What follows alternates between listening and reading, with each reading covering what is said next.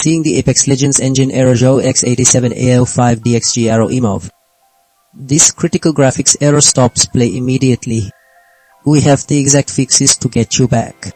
First, update your graphics drivers. Outdated drivers are a top cause. Go to Device Manager, find your graphics card, right-click, choose Update Driver.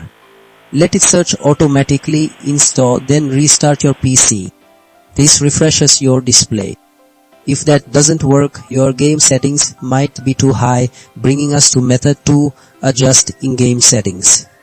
Launch Apex Legends, open video settings. Lower texture streaming budget, turn off VSync, and set anti-aliasing to none. These changes lighten your GPU's load. Still getting the error? Corrupted game files are next. For method 3, open Steam, right-click, Apex Legends, go to Properties, then Installed Files and hit Verify Integrity of Game Files. This repairs broken game data. Finally, if nothing else works, a full reinstall is crucial.